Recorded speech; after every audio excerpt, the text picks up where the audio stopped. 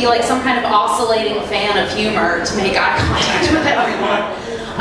So I had a coworker tell me the other day that I looked like a strong farm girl. Which does make me think that I would have had a lot of game like 200 years ago. You know, some man sees me from across a wheat field and is like, hey, there's a strong lass. She'll make it through the winter. Come there, my son. So previous to quarantine, I had never been hit on in person. But Annie, you're so stunning. How could this possibly be true? I know, right? Which is fine. I do not want to be perceived at any point in time. But it had just never happened to me. During quarantine, 6 times. What? 6 times. Except, every single one of those times, I was wearing a mask. Like, if I had known my forehead was my best feature, I would have started masking years ago. But one of the result of one of these interactions was another first for me, my very first unsolicited dick pic. Yes.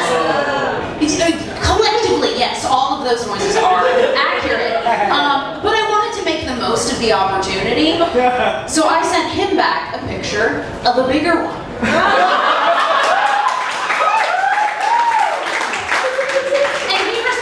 Why would you send me that? I was like, oh, I thought we were making each other uncomfortable.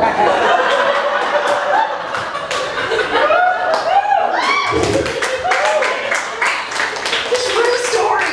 I know what you might be thinking, Annie, you were a 28-year-old woman. How is this your very first unsolicited dick pic? And that's a pretty easy answer. I have big grandma energy.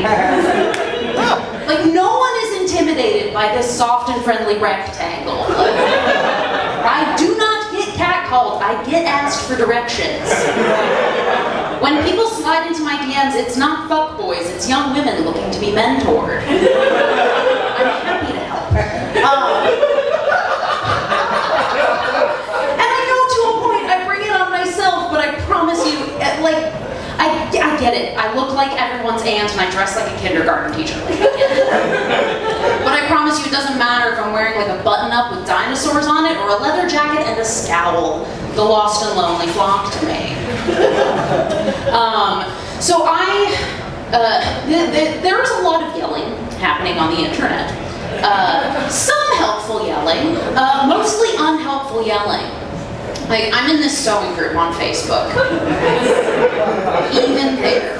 Like, Janet, I'm sorry your quilt isn't going well. Please turn the caps lock off. But I got yelled at for using the term seamstress. Now, I sew professionally. It's what I do for my job. I have a lot of seamstress friends. But no, apparently the correct term is sewist. Because in addition to being underpaid and not having a union, what we need is a title that's harder to say. So I work in a costume production shop, and I had a friend ask me one time, why don't you ever tell jokes about work? And I said, because no one understands what I do. I barely understand what I do. Because all the jokes would be like, do you hear the one about the designer? The thought that you could flatline a silk chiffon to a polyester taffeta? That's ridiculous. Everybody knows you have to have 2 fabrics of the same hand if you want to flatline them. That's absurd.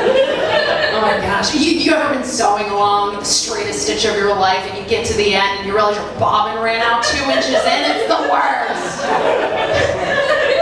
It would just be more of that.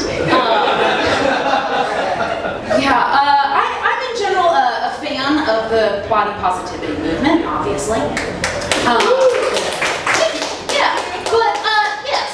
But I do feel like it's a lot of pressure, because it's all like, you love your body. You better love it. You better love it all the time. It's a little much to achieve on a daily basis. So I have decided I'm just going to shoot for Bonnie apathy. This is my flesh prison.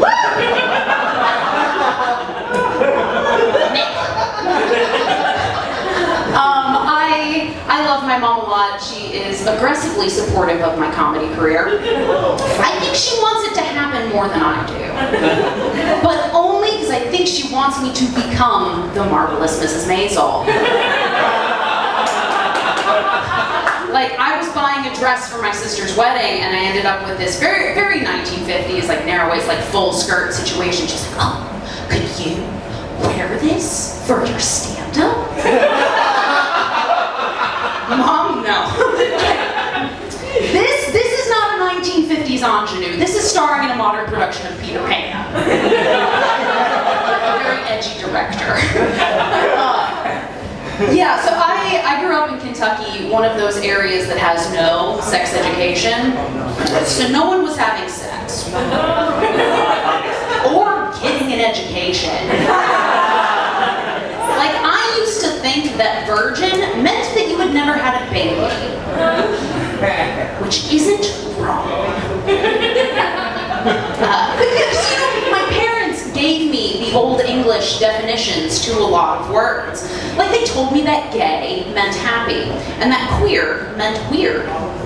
Well, I always felt like a weird kid, so I would go around saying, I'm just a little queer.